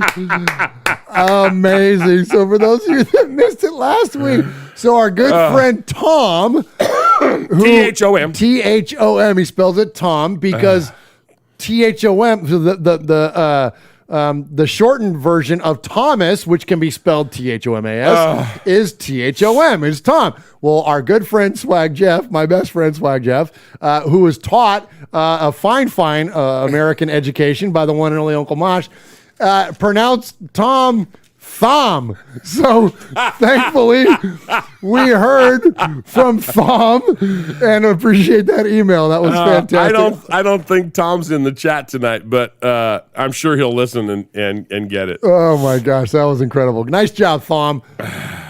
Thom is also co-host of the Only Nation podcast. Help him out. Give them a follow. Those are good folks over there. Evening, guys. Hope you are all well. My first point this week is to thank all of you for an epic 2021 Fannies Award show and to pass on my congratulations to the winners on the night. It's always funny listening to emails and calls from earlier in the year. I did feel a little bit sorry for Greg from Tennessee, though. I hope he gets another chance next year. Can we? Do we? We don't can do it tonight. It's like he says here. If there's time. Okay. I started last week in baseball mode. I watched a couple of games and then 2 excellent films. The Natural with Robert Redford and the exceptional 8 Men Out with John Cusack. Such a great movie. About the 1919 World Series White Sox scandal. Fantastic movie. Yeah. Might be one of the best baseball movies ever. And I believe they didn't take a lot of artistic license with that. No, I don't think so. I think it was pretty close to Pretty dead straight on. up. Would you call that, what would be your favorite if you had to pick a baseball movie? It's hard not to go Field of Dreams. Yeah. But you got Major League. I like the one about the guy that was the coach, and he had kids, and so he was a pitcher. Oh, Dennis Quaid. The Rookie. The Rookie. Man, that's a good that was one. Such a good movie. That's a good one. Such a good movie. Yeah, I'm with you. Kevin Costner in Bull Durham. Bull Durham was a great. I think that's where I go. It was just a good all around movie. Yeah, I think I go Bull Durham. That's a good one. Yeah. But anyway. Welcome to our Raiders show where we talk about baseball movies. All right, here we go. I started last week. Oh, wait, never mind. We're both wrong. Bad News Bears. The original Bad News Bears. Yeah, Slam dunk. Yes, that's the best one. Thank you, Pirate 1975. Anyway, so after he watched the World Series White Sox scandal, that led to the aforementioned Fannies Award show. And before I knew it, in the training videos and staff interviews started to appear on the Raider website, and the new season became a reality. It was all kind of like the build-up to Christmas without the fat oaf in red and white. By the way, that's Santa, not Andy Reid. Oh, okay. Thank you for clarifying. And so a new season is with us, and I can't put into words how excited I am to see the guys back in training, ready for another crack at glory. It's my 40th season as a proud member of the only nation. Go. And I still get as nervous and as excited as I did back in the day. Probably more so now, to be honest. And since this season is the season that makes or breaks us, no, he didn't. Oh, yes, he did. Oh, I got excited. No, he did not. Oh, dang it. I was getting ready to put my thumb, be like, I don't care if he said he's not eligible for Sizzlers anymore at all. Anyway, you'll never get another award, Paul. No, you're going to get them all if you write that in an email. As I write, they are ready for the first season in pads, and things are stepping up nicely with lots of positive vibes coming from the media around the facility. Hopes and dreams are as high as ever, and it's a fresh start for everyone. We all know who our major players will be again this year, but I believe there could be a few surprises along the way, notably Tanner Muse and Foster Moreau. I'm really hoping Corey Littleton proves everybody wrong and regains his form, but my predictions for standouts of the year are Yannick and Brian Edwards. Yes, I'm with him on that. Brian Edwards... Look, sorry Let to me interrupt finish you. this. Let me finish okay, this. please. And I want to come back to this. Yannick is a scary dude. The look in his eyes is something else, and that quote of his, I just feel like I was a Raider all along. I just took me a while to get here.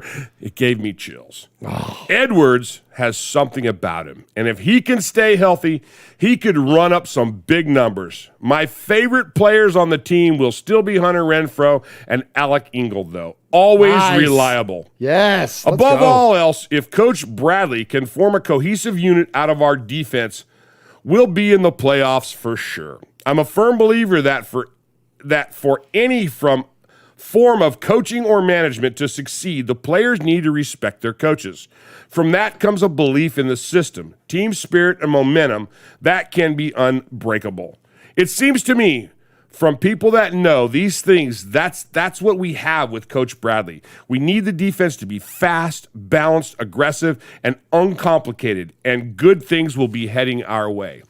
Indeed, I believe good things will happen for us, for all of us this year. The Raiders are going to the postseason. Oh, this is his predictions. Okay. The Raiders are going to the postseason. Cliff Branch will be inducted into the Hall of Fame. Domenico's will start a home delivery service that stretches the 4,074 miles to Shropshire. Baked turkey cranberry, if you're listening, Jeff, with a Reuben and a club and a soprano. Oh, let's go. And Marcus Mariota will name his firstborn son Jeff. You heard it here first. Nice. Elsewhere around the league, the Richard Sherman door-to-door salesman video is still doing the rounds. There are rumors of the Bills moving to Austin. Tom Benjamin Button Brady had his 75th birthday. He's only 44 in human years. And John Elway was quoted as saying he believes the Donkeys have built their roster well and he's hopeful for the coming season. Well, shut up, you fool. Nobody takes notice of someone who looks like you do and could eat an apple through a tennis racket. That's good. It's the new season, baby, and as one of my all-time heroes, Prince, used to say, welcome to the dawn. Ooh. Stay safe, RFR family, and remember, always be yourself. Q-Dog, are you listening? Always be yourself, unless you can be Lester Hayes. Then be Lester Hayes. That's awesome. Love you, Raider Nation. His Lordship, the Royal Scribe, Paul Edgerton, Shropshire, Mississippi, Polly Award winner 2019, Foggy Glasses Award winner 2020, BRT Sizzler scorekeeper, proud made man, five-time plus one, winner of the Raiders Fan Radio BRT Sizzler Award. Nicely done, Paul. Oh, wait. Oh, shame on me being slow on that button. There we go. Paul. Paul. Paul. Paul. Paul. Paul. Paul. Paul. Paul. Paul. Paul. Claude. Paul. Paul. Paul. Shit, Paul. Paul, your name Paul? Paul. Paul. I met him with Paul. Who? Paul. Paul, yes, Paul. Paul's not here. Hey, Paul. Paul. Hi. I'm Paul. Damage Inc. says, well, you were close. Mariota will name his kid Thef. In honor of Flag. Nicely done. That's awesome, man. So a bunch of folks there in the chat. Tyrone Graves, Aaron the Q-Dog Raider, Daniel Mangus, Matthew Mangus, Kiljadis, Anthony Provencio, Santi James is in there. Damage Inc., as you mentioned, Alex Fitzgerald, Aaron the Q-Dog Raider. Alex Fitzgerald says, how is Cliff not in the hall? Is still beyond me. Right. Amen. I will save you my rant because I've had only about 7 of them on that particular topic. Ron the Materator. When the universe speaks, that's our good buddy Mojo. Breaking news. Mojo. The Raiders sign defensive tackle Gerald McCoy. Huge. That's big. Whoa. Hey, back in the day, man, McCoy was a heck of a player, and I think they need somebody rotational, and that fits the bill, man. That's a very Gus Bradley 4-3 interior defensive tackle type signing, man. That's awesome. So great stuff there. Appreciate that. I knew he was in the building today. I definitely read that, and appreciate Mojo breaking the news there. Tyrone Graves, man, he says, love all y'all. Man, we love you. And thank you for that $5 donation in there in the super chat. 100% of that will go to the One Nation Foundation, and we appreciate you.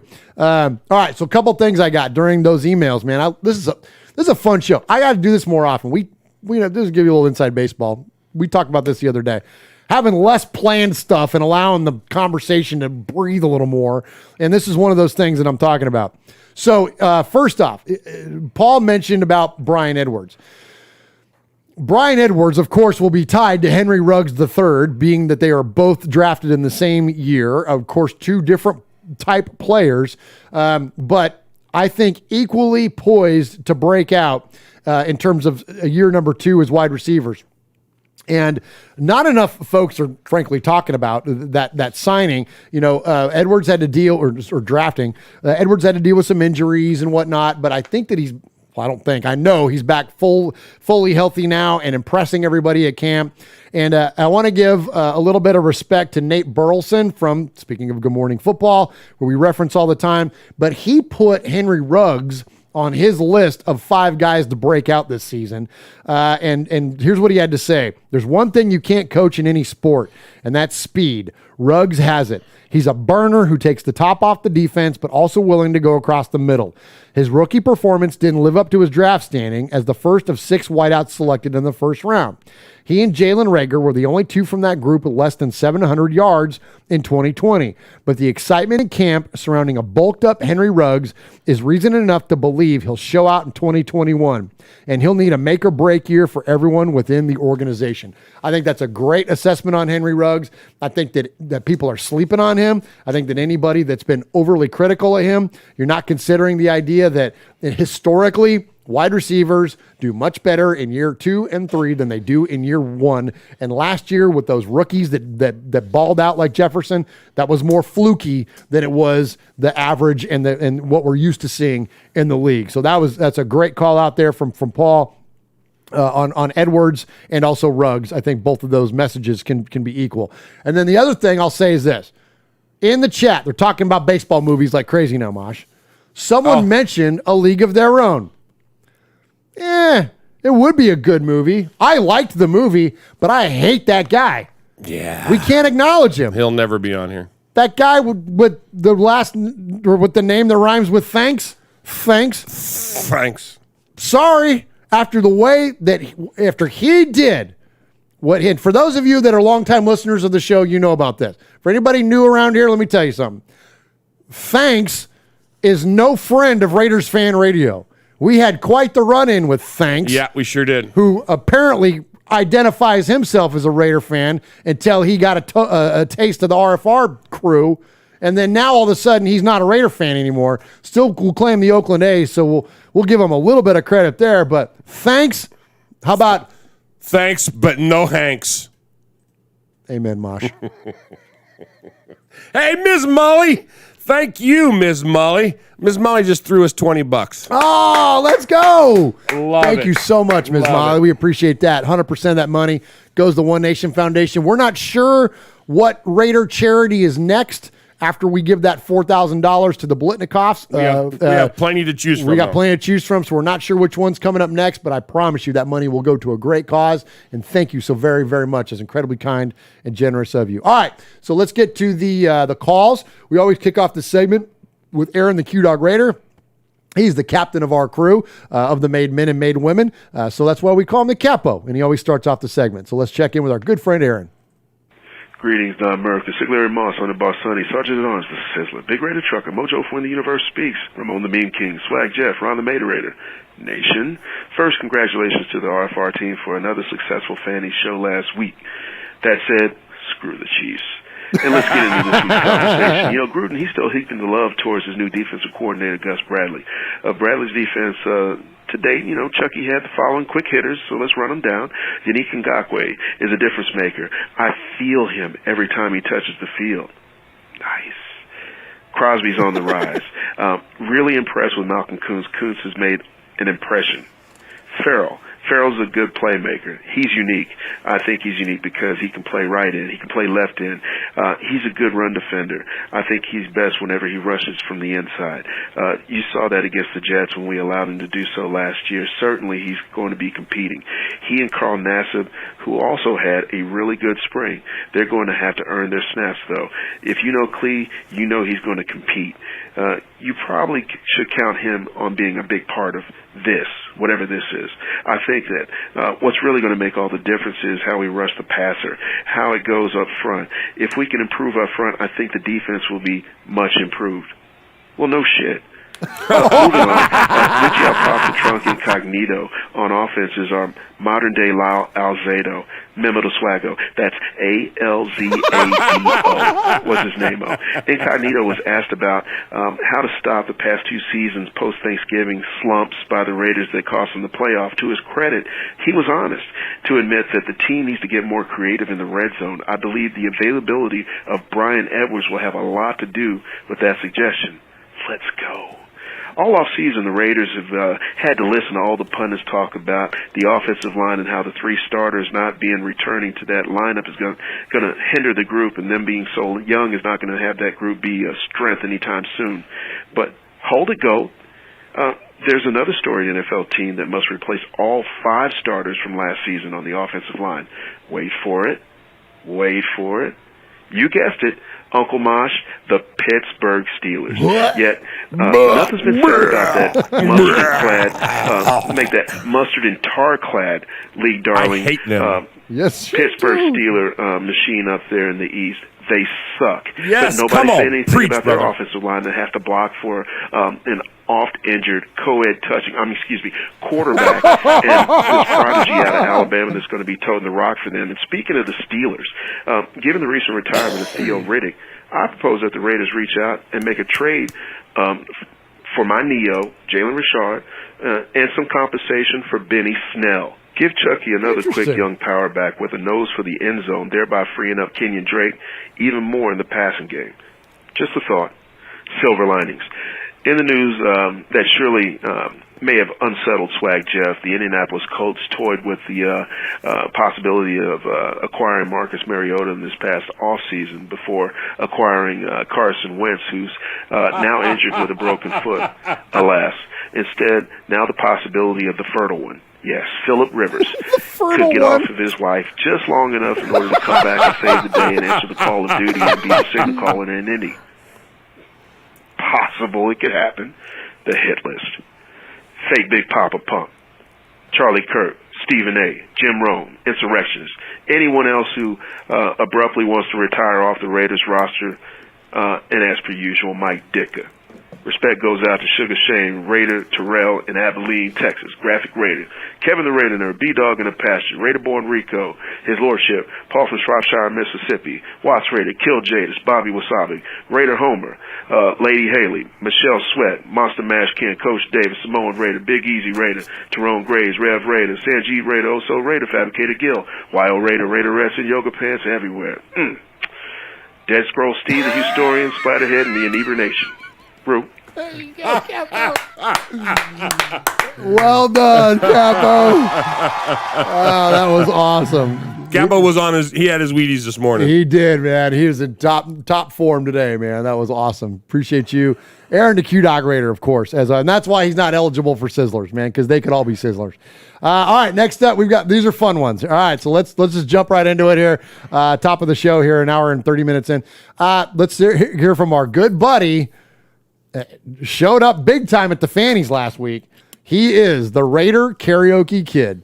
This is the Gemini Award-winning Raider Karaoke Kid, and this is the latest offering for the members of Raiders Fan Radio. Well, I woke up this morning and stumbled out of my rack. I opened up the schedule to see who we would attack. It only took a minute for my finger to find the target of the week as the thing would align. My eyes just about popped out of my head when I heard a Kermit lookalike say, "You guys are dead." I feel schmucky. Oh, I feel schmucky, yeah. No Patty Mahomes gonna stand in my way. Ooh, I feel schmucky today. Oh, my gosh. Well, the next opponent's orange gave my ticket to the clerk. Man. He looked me up and over like I'm some kind of jerk. He saw the Raider jersey, the costume, and he barked. I crossed against the line, made a beeline for the park. He looked back at me, and I just raised my right hand, and I gave the finger simple, something he could understand. I feel schmucky. Oh, I feel schmucky. Yeah. Oh, my gosh. No donkey's gonna win, I simply gotta say. Ooh, I feel schmucky today. Now back in California, I was sitting in SoFi. No fans were in attendance except the nation by and by. We were looking for some Chargers, but they couldn't be found. And suddenly from a distance, we began to hear a sound. The cries beneath the scoreboard. It's simple, but it's true. Hey, the stars might lie, but the numbers never do. I feel schmucky. Oh, I feel schmucky, yeah. Those poor Charger fans are really starting to fray. Ooh, I feel schmucky today. I feel schmucky. I feel schmucky, yeah. So glad I'm in the middle of this fan base, got to say. I feel schmucky today.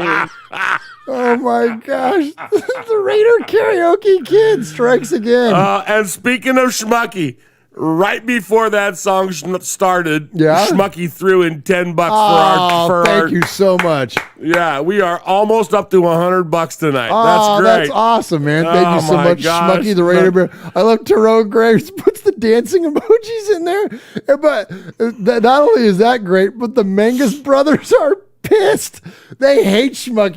They hate the Raider Karaoke Kid because the Karaoke Kid took their Gemini Award, which is the award for multiples of self. Oh, yeah. And so we awarded the Gemini man that the what do you call it? What's it when the very first one? The very first one, the inaugural, yeah. There's a word The initial? for it. It's something besides that. It's the not a founding. It's the first ever. Yes, it's the not the command. It's I'll think of it. Anyways, Daniel Mangus just threw in $4.99 and said, "Boo! Karaoke Kid is a thief." Talking about?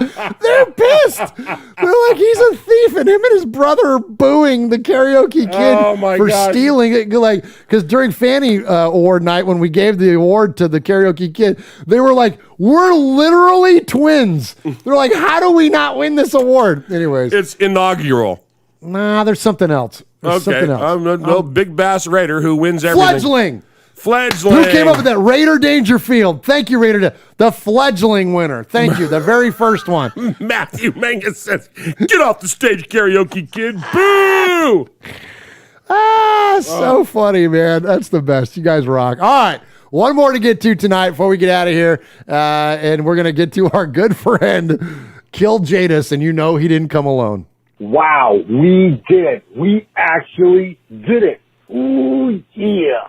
The plans and stars aligned all together in one glorious moment to show who is truly the one to win it all.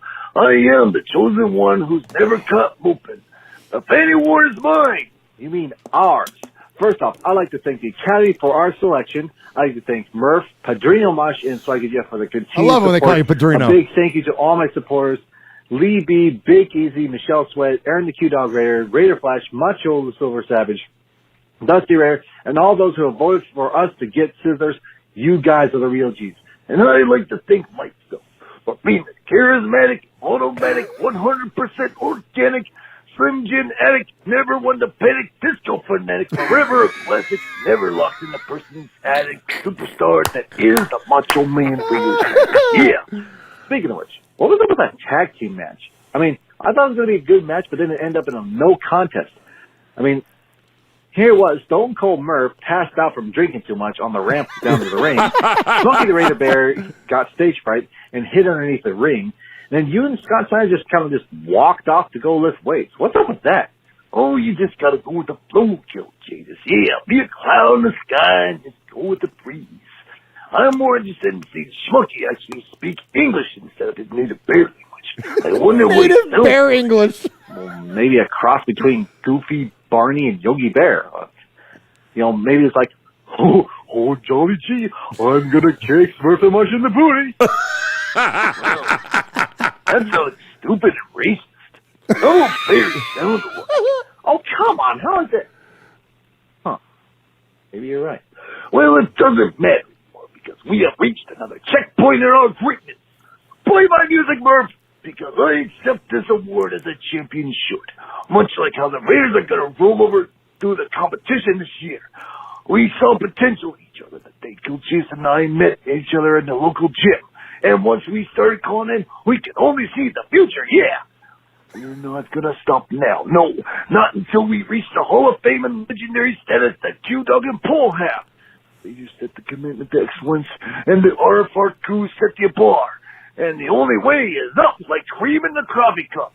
Just these past 12 months, we've been the cream of the crop. And no one does it better. I am your world heavyweight champion. And now I am your Fanny Award juggernaut. Raider Nation, your champion and 2020-21 Juggernaut Award winner, Macho Man, Raider Savage. And Kill Jadis 907. Ooh, yeah. Let's go. Amazing. That might be the I guess you could call that the acceptance award. That was an acceptance speech. Acceptance speech absolutely. For next year's fannies. Yeah, for next year's. Hey, Running Bear's in the chat. What's up, Tim? Running Bear just got here. Franklin 83 just got here. Both of them said, damn, I'm late. Oh, man. Good to have you all join us here, though, right here at the top of the show before we close it out. But I appreciate you jumping in the chat. Appreciate everybody in the chat tonight. Ty the Raider, Daniel Mangus, Kiljadis 907. Of course, we just heard from Big Bass Raider. Sorry, won't have anything for you to win tonight. Lee B, Aaron the Q-Dog Raider, Raider Dangerfield, Damage Inc., Raider Nation Scott. Appreciate all of you so much tonight. Ron the Raider, of course, holding it down. So what we like to do here at the end of the show is award what we call the Sizzler Award. That goes out to the best emailer or phone caller of the night, and that gets awarded by the legendary Uncle Mosh. And who do we got? Well, we got Raider. Let me start again. Okay, start again. Okay, and announcing that award will be the legendary Uncle Mosh. We got Thumb. We got Thumb, who said, I would like to think you would be thrilled to be able to thumb your nose like Thumb Tum. And that email was absolutely epic. It was good. And then Raider Karaoke Kid came in with the Schmucky, the Raider Bear. Real Schmucky. And then Kiljadis had us with the best acceptance speech ever. And he's in the running for the fannies for next year's best acceptance speech. Already. But tonight's Sizzler Award goes to Raider Karaoke Kid. Oh, nice job, Raider Karaoke Kid. Sizzler. Sizzler. Sizzler. Sizzler. Sizzler. Oh. We are Metallica, and we are here for your Oakland Raiders! You know why we out here, and we ain't playing around today. From The Walking Dead to errant Jedi Knights, Raiders fans are a rogues gallery. The Manguses are booing it again. Hey, the Manguses are in the running. Hang on a second. Okay.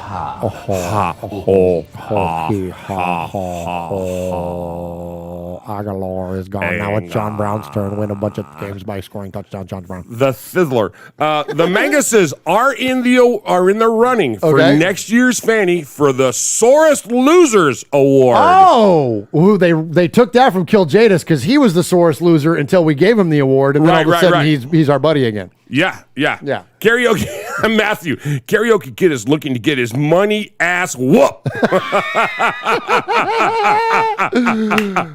You guys are the best. Aaron says, on behalf of Mangus Brothers, to be named later, boo. Now there's people booing on behalf of the Manguses. I love it, man. We love all of you so very, very much. I love me some Mangus, I'm telling you. Absolutely. Well, hey, there's no bigger Mosh fans than the Mangus Brothers. No, Mangus Brothers got my back 100%. Absolutely. And I wasn't going to kill Jeff, but they talked me into it. Because you don't know it, but they got my email, so they send me stuff all the time. They tell me what he was doing, like when he'd lean back in my chair. Yeah, and he would wipe his nose and rub it on my arm. Good thing he was just only wiping his nose. Yeah, no, I was getting all kinds of reports from the man guy. Appreciate the Manguses, B. Al, Ty the Raider, Running Bear, Kiljadis, Aaron the Q-Dog Raider, of course, Ron the Mater Raider, Damage Inc., Chronicles of the Black Hole, everybody that came into the fan cave tonight to join us for this episode number 211 of Raiders Fan Radio. T3 Sports Guy, I think that guy's name is Thumb. I appreciate you all so very, very much. Again, as we started off the show with respect for what you have done for the Blitnikoff Foundation and our foundation, the One Nation Foundation, I cannot thank you enough for what you have done. Mojo just jumped in there. He says, I don't say much, but I'll be damned if anyone is a bigger Mosh fan than me. Absolutely not. All right. I mean, I'm still in the running for QCing his retirement dinner. So that's true. That's true. MCing, MCing. Yeah, absolutely. Okay. Well, and hey, so let me throw this out there. All right, throw it out there, and then hit our music and take us on out, Mosh. We raised $90 tonight just for being here. Just cuz. Oh, beautiful. Thank you $90. all. Start us back right for next year. Here we go. Hey, tell us some stuff, Murph. Hey, so you can check out the what are we doing? Podcast. You can check out the podcast on any podcast service. Just search Raiders Fan Radio. You don't have to do the Murph's Fan Cave thing anymore. I think we got clearance now. We're able to embrace the idea of being Raiders Fan Radio because it's fan radio. We're not trying to be the Raiders. We're just a couple of knuckleheads in a bonus room doing this show. So check out Raiders Fan Radio on any podcast service. Please give us the likes, give us the thumbs ups, give us the subscribes. The more attention that we get made, or that we get, the more money we make, and the more money we make, the more money we give away. Help us comment on this video after it posts. Love all the participation in the chat, but if you could comment on the video after it's finished, any of that kind of stuff, rate us, tell your friends. Thank you so much. We appreciate you. We love you, Raider Nation. Best fans in the world. Couple of things real quick. Follow Chronicles of this Black Hole on the YouTube. Also, T3 Sports Guy, Kill Jada says, hey, let's get together and do some Dusty Macho Silver and Raider Savage promo. You can get through, you hit Murph up, and he'll put you guys in touch with each other. Absolutely. Thanks to Aaron, Daniel Mangus, Pirate 1975, Tyrone, Ms. Molly, and Schmucky the Raider Bear for all pitching in tonight. We appreciate you guys. Thank you so much. Everything you've done. And don't forget, this is your old Uncle Mosh. I'd like to thank you all for listening tonight. For my little buddy Swaggy J, who's not here, you got me and your old buddy Murph. And you've been listening to Raiders Fan Radio, where we take a lighter side journey into the dark side. Don't forget, what happens in Vegas started in Oakland. Good night, everybody. Wear your mask, get your shots, drive home safe. God bless. Get out of YouTube! Say goodnight, Vinny.